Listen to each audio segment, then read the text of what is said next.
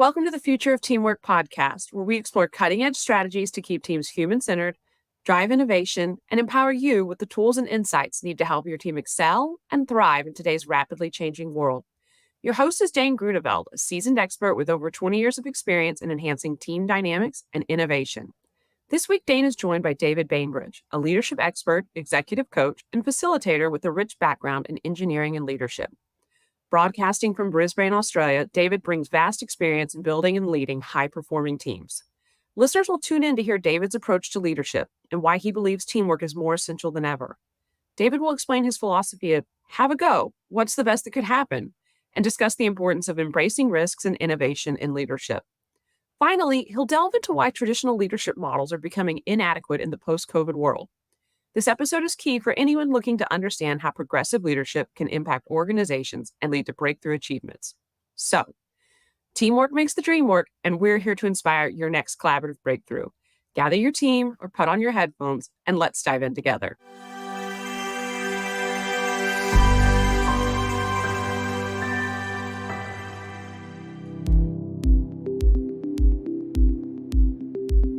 Welcome to the Future of Teamwork podcast. My name's Dane Groeneveld, CEO of the Huddle 3 Group, and today I'm joined from my hometown, Brisbane, Australia, by David Bainbrigge. David is a leadership expert, executive coach, and facilitator.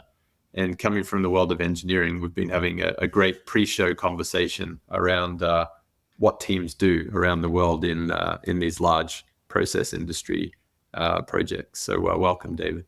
Thanks, Dane, and thanks for having me on your podcast. I'm really looking forward to our chat. As you said, I've been in the mining industry for a lot of my career. I have an engineering background, and what's happened through my career is that I've spent a lot of my time in leadership roles and management roles and putting together large teams to do big projects. And while engineering is where I started, I didn't really spend much time doing technical engineering. I'm more spend most of the time sort of putting together teams and figuring out how to do things with people who are smarter and more experienced than me anyway. And so of my 25 years, I've probably spent 15 years in leadership and management roles.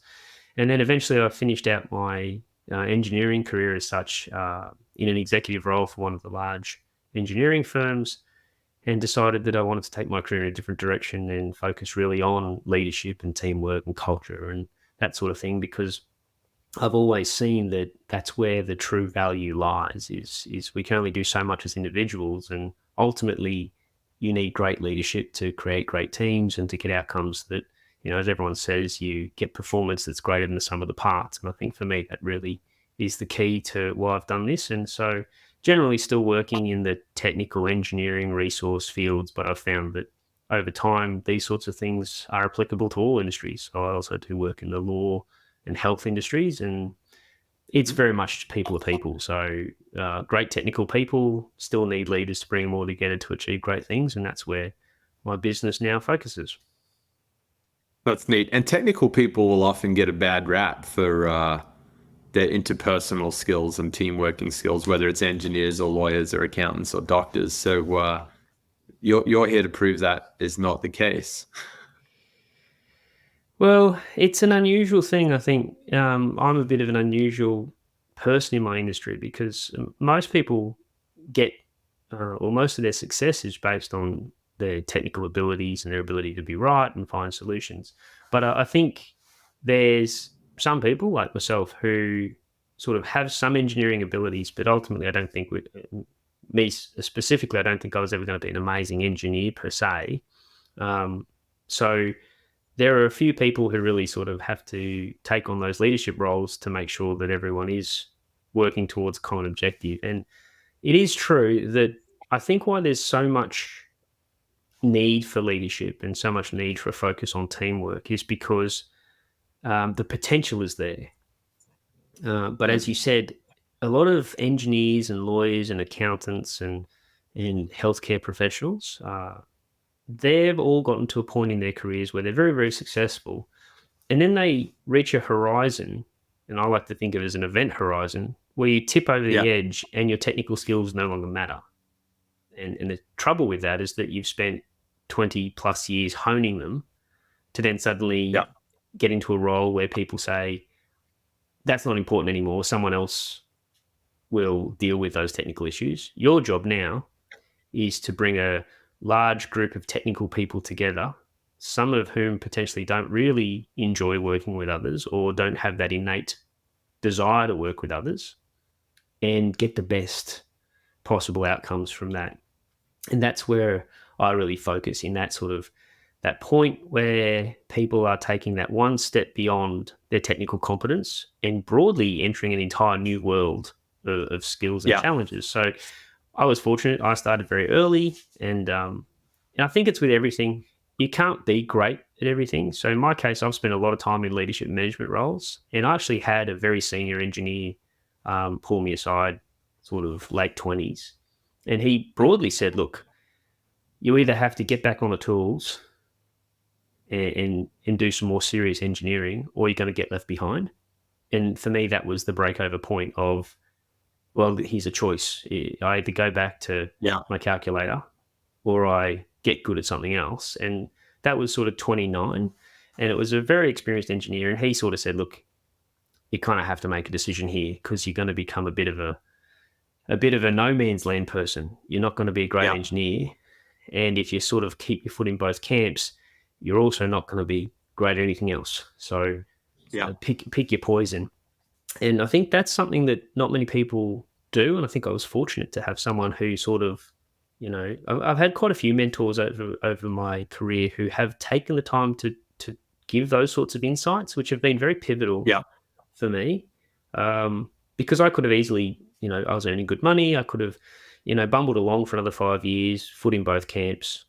And then I doubt with you having this conversation, I would have probably just run along and had a pretty mediocre career, and it probably would have been fine. But those sort of little nudges that mentors have given me along the way have really been quite insightful and allow me to sort of design the path that I've taken. I really like that. And a good friend of mine, Eric Enright, he talks about the invisible circle of leadership. So it kind of ties in with your event horizon.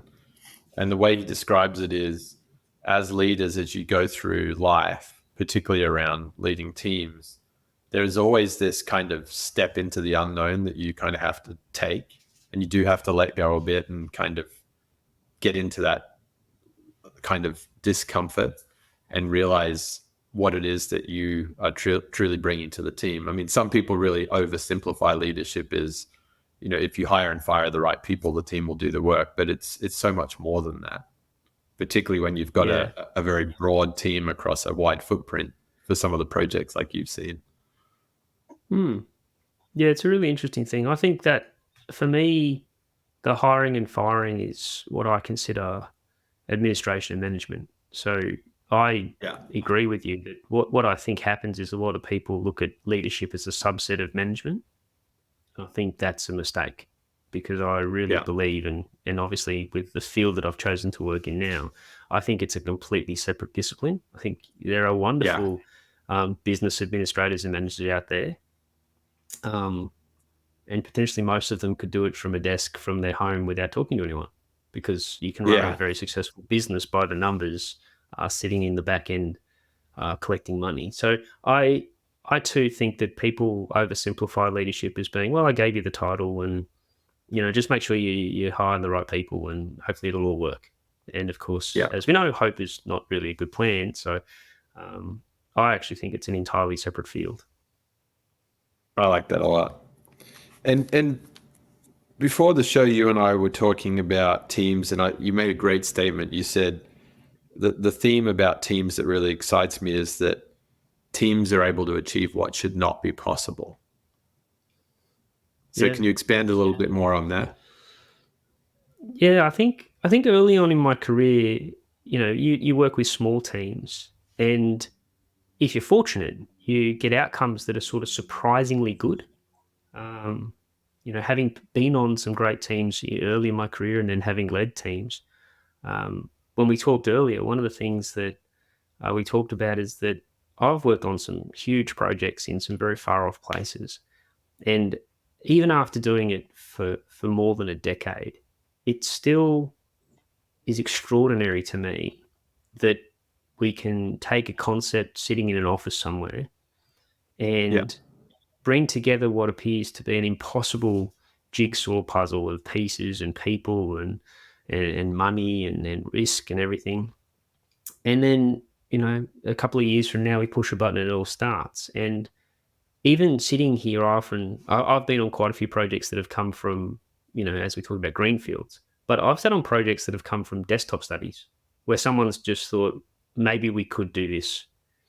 And when you first think of that, you think, God, what an impossible task, and the example we talked about is at peak activity, some of these projects, they have many, many thousands of people from all over the world with different languages.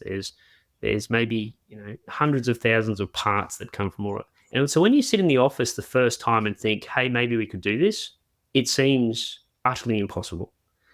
And if it was your first time you ever did it, you would look at it and go, there's no way. But, you have people that have, and in my case, you've got some experience and you're like, no, I think if we get the right people and we're clear on what we want to achieve and we, do a good job of understanding the risks, and I reckon we could make it happen. And from that point onwards, it becomes teamwork.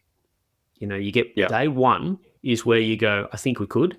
Day two is where you start having to build the team, because by day two, there's already so many things that you have to consider that it's impossible for a person to do it. And even when you've been in it for 12 months, you still look at it and go, gosh, are we going to do this? This is going to be mind-blowing.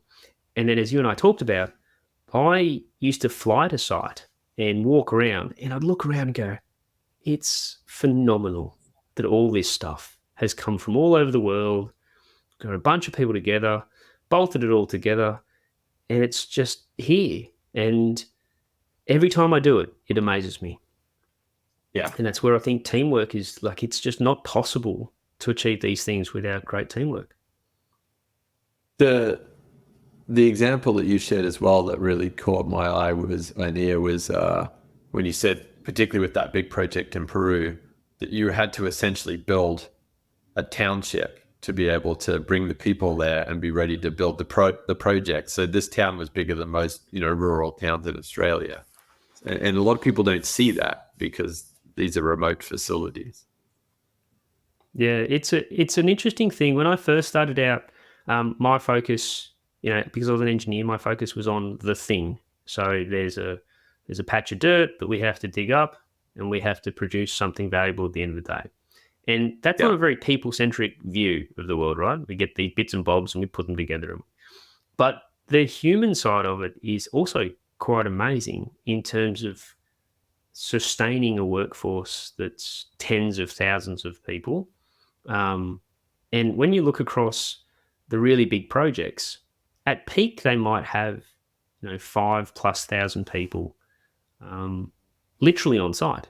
And when you're a long, long way from places, it means that you have a lot more people in transit as going around, and transport and food and clothes. And what happens is that when you do these big remote projects, you almost build a project and you build in a small city. And when you think of it that way, it starts to become a really logistically challenging thing. You've got all your bits and bobs that come from everywhere, but then you have to go out and find thousands of people who broadly will be unskilled, or if they are skilled, they'll be skilled in something that's not necessarily relevant to what you want. A lot of these countries that I've done projects in, people are happy to come with their families. So now you have this other logistical challenge of, well, what do we do with all these people that aren't working?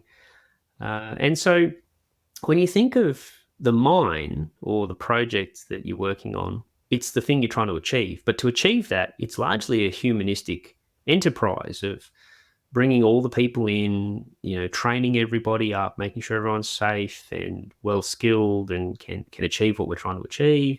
Health, well-being, feeding, clothing, bathing, ablutions, recreation, so you end up building a small city. And in some cases, you end up building it and then taking it all away again, because the number of people you need for construction is significantly less than you need for operation. That's never been my speciality until I started doing big projects. And then you realize that you need another whole team doing that. And so Yeah. now you have the thing you're trying to achieve, and then all of the logistical stuff you have to do to make it work. And so you almost run to do one big project, you need then to run several other projects. And of course, it's sort of a different skill set to build an accommodation village than it is to build mine. So you take on these additional projects, and some of the really, really big projects, they have ports, power stations, linear infrastructure, roads, power lines, camps, mine, workshops, like full scale workshops. So it's an entire city you build around these things at the end of the day. It's fascinating. And when you touch on people bringing families, I know in Australia there's a lot of fly in, fly out, camps, construction, operations. But once upon a time, Australia had a lot more residential mining townships, and I know that's true of other parts of the world. Do you see a material difference in what's happening in teams when people are actually in the community with their families versus kind of flying in, flying out? Yeah, I think first there's a lot of benefits to fly and fly out, but overall, I miss the days of mining townships. I came into the mining industry when FIFO, fly in, fly out, was not really a thing. The cost of air travel, air travel's only really recently become a really cost effective way to do anything. Back in the Yeah. day, there weren't there wasn't the infrastructure, so there weren't airports and airstrips. There weren't that many operators that flew planes. So I came up in the industry before FIFO was really a thing. The introduction of FIFO has really led, in my opinion, to sort of the death of the rural community that was surrounding these mines.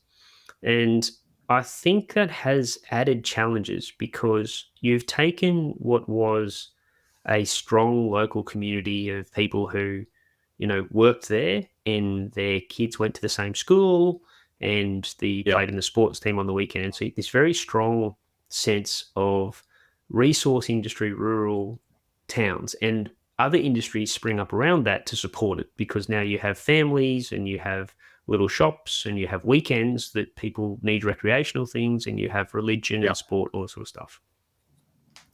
In Australia, that's very quickly becoming a thing of the past. But actually, in other countries, especially developing countries, it's still more traditional for people to go where the work is.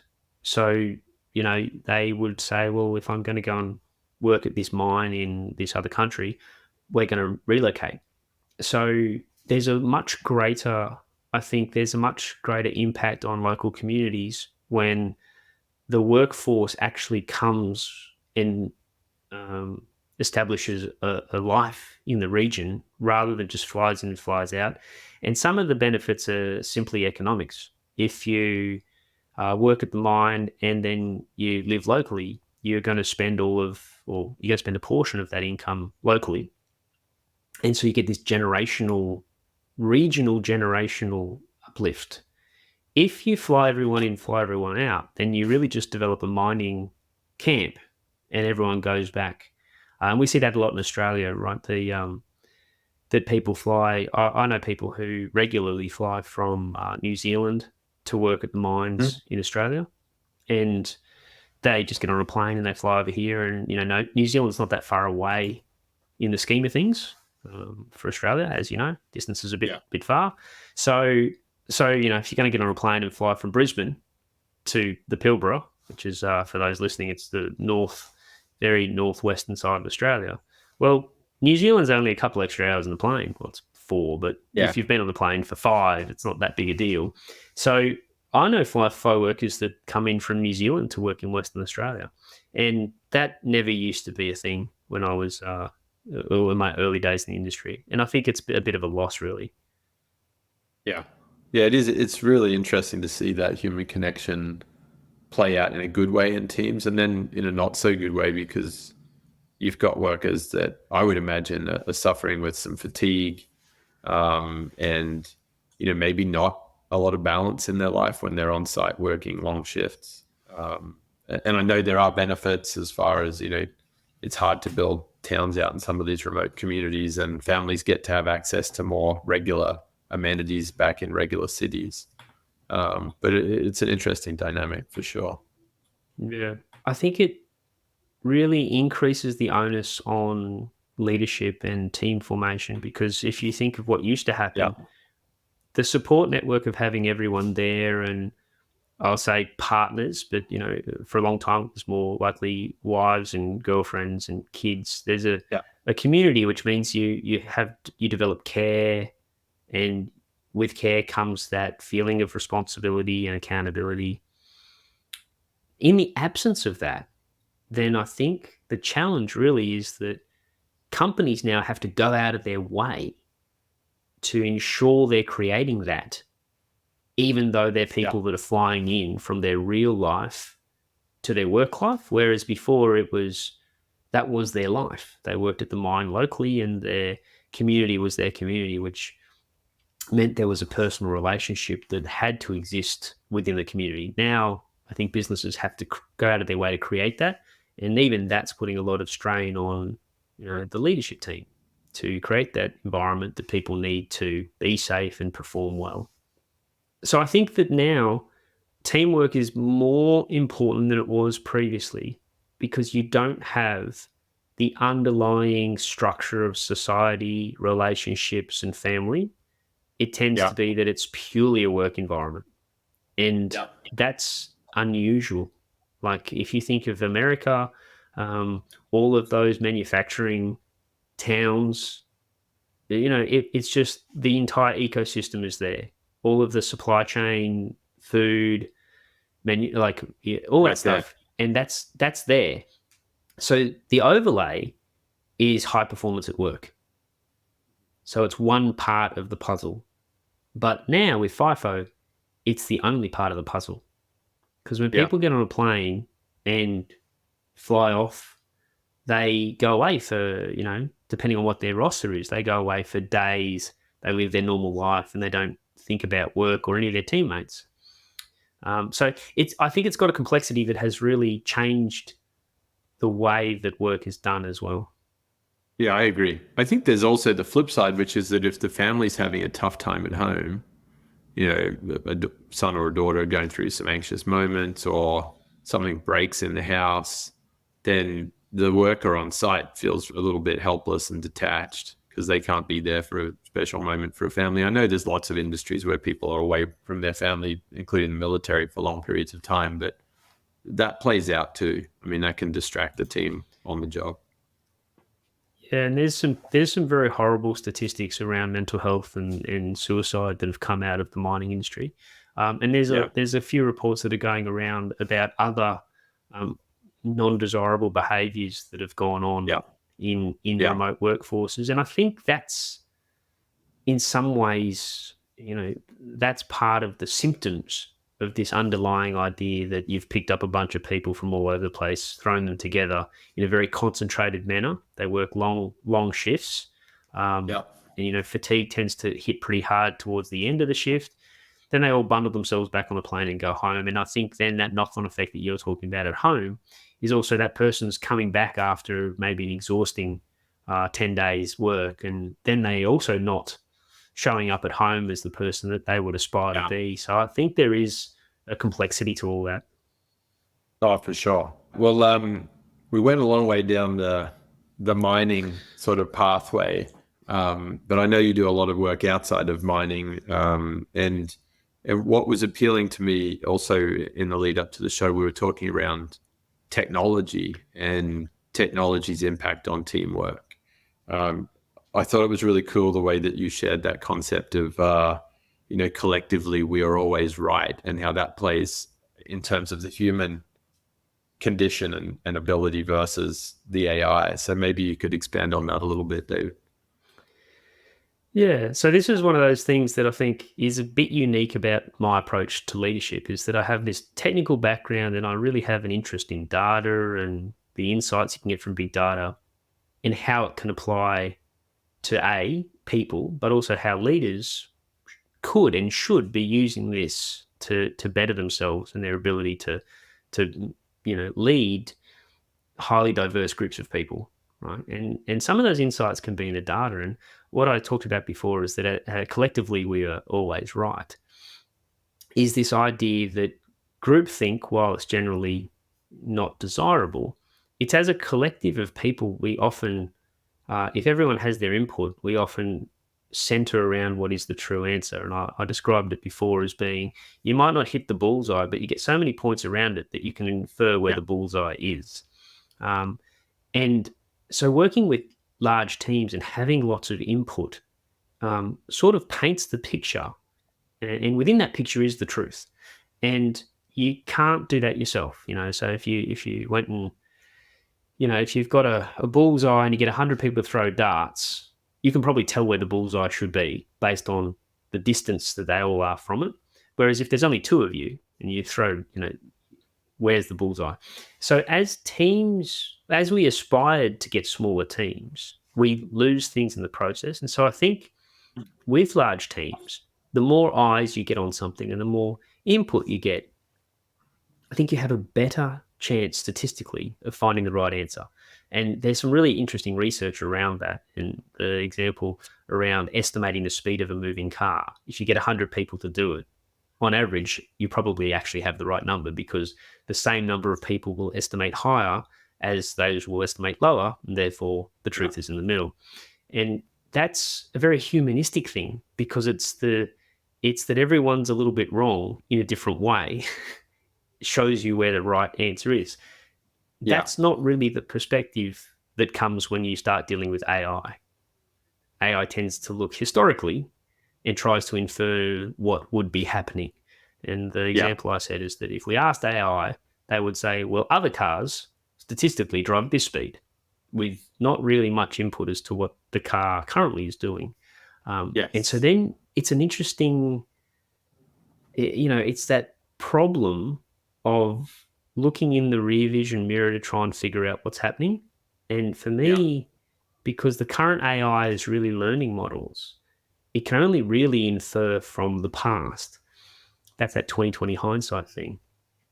Yep. So if that car coming along the road is doing 15 k's an hour because there was some extenuating circumstances, AI would still go, well, statistically it should be doing 50. And it would be completely irrelevant to the current circumstance. Whereas a human is not going to do that. They're not going to go, well, in my experience, it must be doing 50. So the idea that as a group, we can collectively use our perspectives, our upbringings, our cultural background to interpret these different things. And so when you have a large team, you kind of have that benefit of having all these different views and perspectives and experiences that lead to an interpretation of what's currently happening. And I would imagine that plays out really well when you run into a gap, a problem, a new challenge, because you can draw on a lot of people to say, well, this isn't lining up with this. How could we fix it? And everyone's got different views on what they've seen done before and why it might be the case, rather than one person sitting there scratching their head and burying themselves in a fix from the past. Yeah, and that's really, as we talked about, that for me is this idea of bringing a team together, is that as a single person, you have your own perspective and your own view and your own experience. And it's a very, very narrow view of the world, to be honest, Yeah. And when you deal with new challenges, and one of the things we talked about is that these days we tackle a lot of new challenges, whether it's in mining, which is, of course, I've got a lot of experience, is that things that were previously unminable or uneconomic, well, we have no choice now. And if you look at some of the numbers out there that are driving sustainability, they're very scary numbers. Like, we have to find more raw materials than we've ever found before. Okay, so that introduces huge new challenges that no one has overcome. And in fact, previously people have said, this can't be done. But now actually the pivot is, well, there's no choice. And surprisingly, when there's no choice, people figure out how to do things. But no one really knows. So you have to get all these different experience points. And eventually you're like, well, you've done some this way and some that way. And the South Africans do it this way and the Canadians do it that way. And the South Americans did this. And hey, there's this thing in Eastern Europe that seems to work for some reason. And you get all these experience points, and you're like, so therefore the answer kind of has to be in amongst all that. And there'll be no references. And that's actually a really challenging thing for technical people to do, which brings me to the leadership piece again, because the team by themselves don't tend to move off into the unknown. They need someone to lead them there. And the more new challenges we try and tackle, the greater the impulse on leaders to be able to move in uncertainty, yet with some confidence and clarity around what the outcome should look like. And then, create a great team to give you the best possible chance of getting there without really knowing exactly what's there. I like that. And I've seen this in a lot of teams that I've been a part of too, which is when you've got really bright people, sometimes they want to explore all of the assumptions before they start building the model. And sometimes you need to introduce the constraint. Well, guys, we've only got this many days or this many resources, and we have to make this work. So with what we know, let's get started. And that's the bold role of a leader in a team, because otherwise each team member is going to be heavily attached to their own perspective, and they're driving more from fear of getting it wrong than from, hey, we've got to give it our best shot. What did you say earlier? Have a go, which I think is a great Australian framework for getting stuck in. Yeah. So I did a post the other day, and it's have a go, what's the best that could happen? Yeah. And for me, even in that post, just to rehash it, is that what I really love is that because I started my leadership journey really young, it's this easy acceptance of, geez, I don't know very much. I better get some people that know more than that, more than me. And then you get to see how people work, engineers and lawyers and a lot of other technical people, doctors, surgeons, they're all naturally risk averse because the downside risk is quite high, right? I do it wrong, the person doesn't wake up. I do it wrong, it falls down. I do it wrong, we go bankrupt, right? There's all this, oh my God, we shouldn't start because all these bad things could happen. But that's the default, because if you don't start, then you just don't do anything. And when I say that there's a lot of challenges we haven't done before, there was always the first surgeon who operated on a brain tumor. Everyone's like, you can't mess with the brain. He did, it worked. Congratulations, we have a whole new field of study. You can't build things above 2,000 meters. Well, we did, it works, it's okay. There's a lot of challenges. You discover things along the way, and then it becomes normal. And so it's always this leading into the unknown that creates the new normal. And as you said, sometimes it's about creating an environment that's safe, that's comfortable for people to take risks, knowing that the chance of failure is higher than what they're usually comfortable with.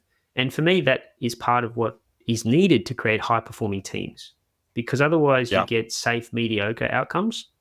I did it like I did it last time, and therefore the outcome is reliable, which is not bad because, that's how a bell curve works. Most people have to be doing the normal thing.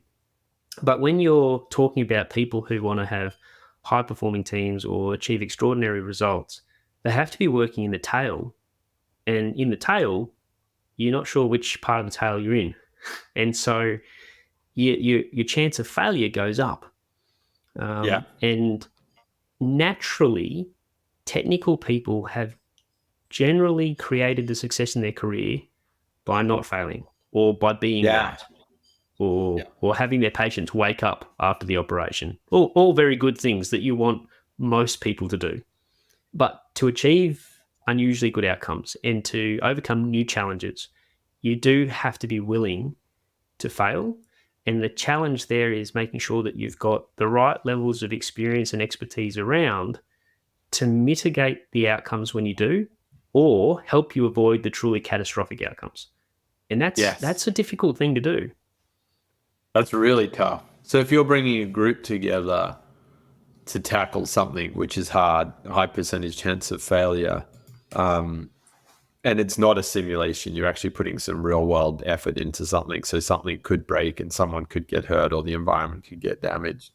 I guess that's where it becomes important to have those control factors in, someone in there from a safety perspective or an environmental perspective who's kind of watching but not leading, That's an interesting role, almost like the power of a stranger in the room. That's actually, you landed on that's exactly what it is. So I think what happens in normal scenarios is that you'll get together with a group of people and you'll talk about all the bad things that can happen. Like, oh, what do we do with all these things? And it's a totally different mindset where you say, actually, let's just spend all our time talking about how well things could go, and then what can we do to maximize the chances of that happening, which is different from what can we do to minimize the chances of bad things happening. So fundamentally, what we talk about is what's important. And so if you're always like, well, how are we going to prevent this from happening? Then a lot of the efforts get aligned to prevention. And that doesn't achieve great outcomes. That just prevents bad outcomes. And what you do is if you flip that script and you go, well, the stranger in the room, so in my case, I call it the devil's advocate. I want that to flip over. I want the devil's advocate to just be the only person who's always Debbie Downer. The one who's like, yeah, but it could fall over. And you go, right. And you better make a very comprehensive list of that. And we'll get together for a specific session to address all these things. But we won't drag every meeting or every get together or every bit of effort into preventing the downside, because then all we are is we're a team of people who are too scared to step outside the current way of doing things and the current way of thinking. So if you flip that over and you say, look, this one person, the stranger in the room, the empty chair in the board, there's quite a few theorems around this of how you game the system. But you say, right, your job is to be the person who thinks that the sky is falling. And then hopefully it's an acorn, but we need to spend some time specifically making sure that it is an acorn, but your job is to do that. And it's kind of handy. It's a bit hard on that person, but it is kind of handy to have someone who's actually keeping an eye on that as their only job. And then they organize specific meetings to address it rather than have every meeting dragged down. So for me, they're the things that a leader can do for the team to, I guess, artificially create an environment that feels safer than maybe it is. And that's interesting because that's like scuba diving is pretty dangerous. But you do things that sort of makes it feel safer. But is it safer? Not really sure. And so you take these things and you have to create psychological safety for people. And as humans work, psychological safety feels more important than real safety. Yeah. Right? Yeah. And so you have physical well-being and you have mental well-being. And actually when people feel psychologically safe, they often do things that aren't very safe physically. So it's a duality of challenge, but in a design space, in a project space, it's really about making people feel like I should take that risk and have someone else go, but you're like, it's okay. We'll have that meeting. But for now, let's talk about how we could make that successful. And that mindset shift, I think, is key to developing that great team culture of being a bit bold and chasing down things that, as I said, are outcomes that would seem to be impossible, but you can really achieve them with a great team. That's interesting what you touched on there as well around psychological safety and physical safety, perhaps going against each other in certain environments, because it's like the dark side of psychological safety. I'm really safe. Everyone trusts me. I can try this, and so I don't clip on my harness or whatever it might be. It's really interesting because when you think about how safety culture's evolved in a lot of work sites, it's been driven with a big stick, right? You'll get written up, you'll lose your job, we'll stop work if you don't do it, which is kind of takes away a little bit from psychological safety in some environments. So I spend I think mining is inherently unsafe, as sort of oil and gas, doing things that kind of bend the mind as to what you should be doing. And I think so I've done quite a bit of work with mining companies around this, is that you want to find that balance of psychological safety with a focus on well-being and physical safety. And you want people to feel that it's really, really important. And the struggle with a compliance culture is that I do it because you make me, without that fundamental connection to the psychological element of safety, which is you should feel unsafe when you're about to do something that is physically unsafe. So you have to connect those two so that they overlap in a way that amplifies whether something is or is not safe. And you see people doing things that I've done it 100 times. No one, nothing happens to anyone. And statistically, the more times you do it and it doesn't happen, then more likely it's going to happen. So actually, as they feel more and more comfortable and more psychologically safe with doing this dangerous thing, they actually get closer and closer to the edge until that day when everything's fine until it isn't, is that problem of feeling safe when you're not, just because you haven't become a statistic yet. Yeah, that the emotion of safety. I know I worked with one great safety leader in the oil and gas industry, and he said, it's a hazardous environment. So you should always walk into a facility, particularly an operating facility, knowing that it could kill you. But we've got great processes, protocols, procedures to keep you safe when you're in here, but never be complacent, never take it for granted. Always feel that little bit of fear underlying. And it is one of those things. I mean, safety is a constant. It's never done. It's always a work in progress. Yeah, one of the things I've heard that I really like, obviously I've worked in safety a lot, is having a healthy unease. Yeah. Never feeling too relaxed about anything when you're in, it's like patting a crocodile. Always understand that you should have this healthy unease because it's not inherently safe. It's actually inherently hazardous. And I think that healthy unease is a good way to think about it. That's probably a good way for teams to be too, and when they're venturing into the unknown. To have a healthy unease means that you don't take anything for granted. You you lean in, you ask people for their opinions, you don't just go boldly forward. Yeah. I like that a lot. It'd be remiss of me not to touch on the coaching, David. So the types of coaching that you like to do, where is it that you're finding the most success with leaders right now? Because I'm hearing a lot of people that I'm personally investing in a coach, a lot more people that see that as an important and critical way to better manage themselves and better show up to lead their team. So what are you seeing out there? Yeah, so it's been an interesting evolution of my business, because now I actually, specifically when I started my business, I really only did business to business. I really didn't plan to do any private work as such. And there are a few reasons for that, but also I sort of come from that professional white collar industry. So I think organizations should be investing in their leaders, and I think there's a gap. So originally I talked to people about that. But what I found interesting now is that I would say a third of my clients are private. And that's a surprise. Like I would never have headed out to try and build a B2C business, right? It's difficult in that scheme of things. And you would know that there are different challenges that come with personal clients. I've found it because leadership is a soft skill, it's highly personal. And what I've found is that you can only get so far with generic off-the-shelf stuff. And what I often talk to leaders about is that leaders are unusual. They're not run-of-the-mill people, because they're people that have decided or have been pushed into roles that are uncomfortable, that are outside of the skills that they've spent most of their career developing.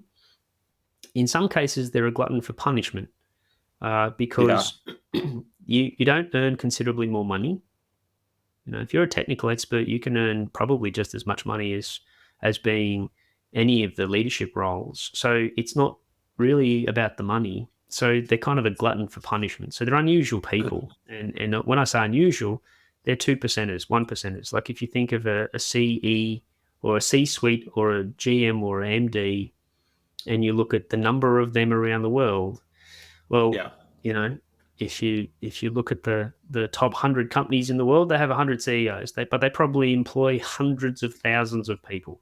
So they're the 0.000 percenters. So they're an unusual bunch of people. And what that means is that they often have really good strength in some areas and really deep weaknesses in others. And they've found themselves in a position where now it's just not working. And they're not really sure why. So it's no point, calling someone up and saying, I just need another 6 months of generic leadership training. So what I've found is that high performing, high potential individuals are generally looking to people like me for coaching, because it's really about working with what you've got. So meeting them where they are and finding the areas that they could lean into specifically as a person that would enhance their overall performance. And often the people that I work with are teetering on the edge of burnout. And the reason they're there is because doubling down doesn't really work. And one of my favorite sayings is, what got you here won't get you there. Yeah.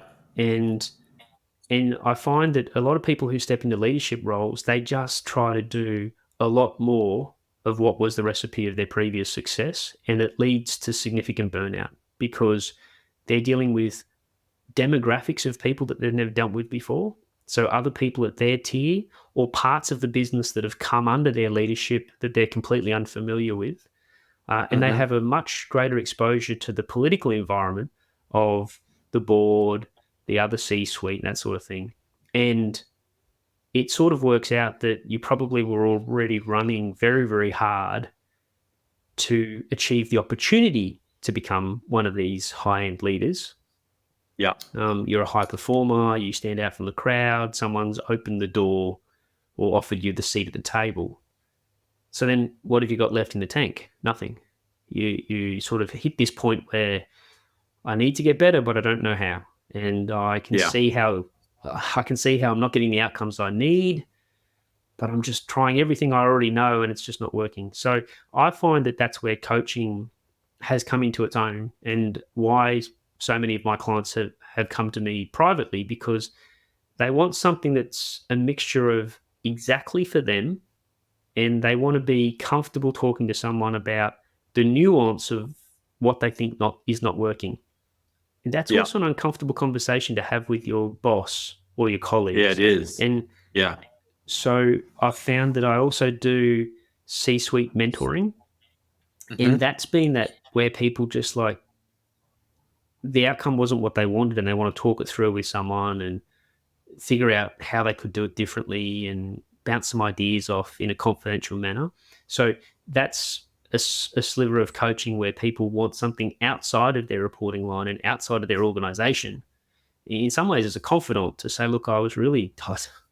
I thought this was going to go great and it didn't. How could I do better next time? Well, you don't want to have that conversation necessarily with the people that trust you to lead the business. So sometimes being outside of the loop helps people be a bit more open and feel a bit more comfortable to sort of walk through what they see are their weaknesses. Yeah, that makes a lot of sense to me. And it's interesting on that it's just not working and people doubling down and driving the burnout, because I think most leaders coming out of the pandemic showed back up to work to a whole lot of new stuff, whether it was employee preferences, the burden on employees with what's going on at home, the changes in technology, supply chain disruption, you name it. There was just so many different factors coming in, and I think a lot of leaders kind of shouldered the burden to work their way through it. And it's not just leaders, going down into middle management, everyone on the team suffering from sort of that overburdensome, that lots of work, lots of change, not a lot of time. So I think, to your point on off-the-shelf learning, it has a place, but in a time of so much change, I think the intervention of a good coaching relationship certainly, brings a little bit more immediate relief to the leader, but also immediate impact to the team. Yeah, and I've found that in Australia anyway, the employee conditions are good, in terms of flexible work, in terms of remuneration. And so the challenge really is a very humanistic thing. And And so the previous tools, with a very tight employment market in Australia, the previous tools around remuneration and flexible working, well, you've used up all of those tools, right? So, Good point. Your tool bag's kind of empty. You've got flexible work now. You've got some semblance of balance, but people still need if anything, they need greater efficiencies out of people. And so then the leaders that have always been, well, I just talk about money and I talk about a bit more leave and I talk about a slight change in job space.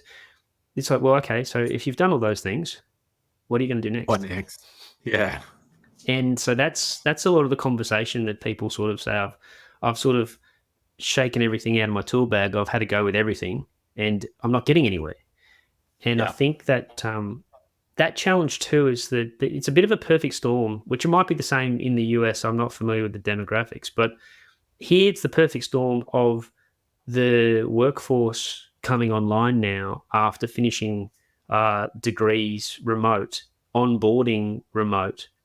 And so a lot of the tools are completely irrelevant because the people that are coming on board are different. They're sub 30s is a whole group of different people. And then, you've got such a demographic spread, but the magnitude of change is huge. It's sort of that other transformation. We went from people with faxes to email, and then we went from, and then we sat there for 10 years, right? So all of the people that are in their late leadership positions, now they're dealing with a group of people who have never come to an office, who have never been in person. They did their degree remote. They were onboarded during the pandemic. And so now the traditional tools of leadership management are starting to become ineffective. And so that's where I think that bespoke leadership is coming into its own, because also some of the previous tools just don't apply to the new generations. Yeah, it is. I love that empty toolbox analogy too, because it's so true. And there's some really cool techniques out there to, put back in the toolbox, but they're not the obvious things. Some of them are actually non-work items, just getting teams together to solve problems and build some rapport, even though it's not actually a work problem. It's not pizza and ping pong, but it's still, a more constructive team building environment. But there's plenty more out there. Yeah, I think so. I think it comes down to, as you said before, that we talked about FIFO and there not being a community. So this is almost the same thing, is that, well, now if you're a remote worker and therefore you don't live in the city that everyone else is, you really the only interactions you have with anyone are specifically work. And when you're a hybrid worker or a remote worker, it takes special effort to jump on Teams to have a chat about the weekend, or to like, it's another barrier to that organic building of community. And so I think we see that is now that what we talked about as being a FIFO problem before is also similar to how remote work is now meaning that people are not becoming part of a community. They're just jumping online and doing the work thing, and then their real life continues when their screen turns off. And so I think it has similar challenges. Yeah, no, I think you're absolutely right. We've covered some really good ground, David. I love the Have a Go. So if anyone is a listener and they haven't seen David's post on Have a Go, and see what'll happen if it works out, that's a pretty strong concept. We talked a lot about the benefits of coaching for leaders in teams, the importance of leaders, coming off that event horizon and really stepping into their new roles. And just the breadth of leadership as a discipline. I really like the way that you framed that out there today too. And then obviously when we were talking about teams, building new stuff, achieving the impossible, I really also like the fact that you shared with us an intentionality of taking that devil's advocate or that empty seat and bringing them in a disciplined way, rather than having that loss aversion dragged through every meeting, because it speeds up teams for what they can achieve. So lots of good insights from your experiences. And if any of our listeners want to find you or do some work with you, how do they best find you? Best way to find me is on LinkedIn. I'm on there pretty frequently, and I'm happy if someone connects or sends me a message. That's the best way, I think. And if anyone just has questions, I think this topic is something that's I'm passionate about. I love talking about. So, if anyone's interested in continuing this chat offline, we can have a discussion on LinkedIn. Sounds good. Well, thanks again for taking the time today, David. Thanks, Dane. It's been a pleasure. Thank you for joining us. Remember that by embracing vulnerability, trusting our intuition, and approaching challenges with compassion, we not only strengthen our teams, but also pave the way for a future where collaboration thrives. If you're hungry for more insights, strategies, and research on collaboration, head over to thefutureofteamwork.com. There, you can join our mailing list to stay updated with the latest episodes and get access to exclusive content tailored to make your team thrive. Together, we can build the future of teamwork. Until next time.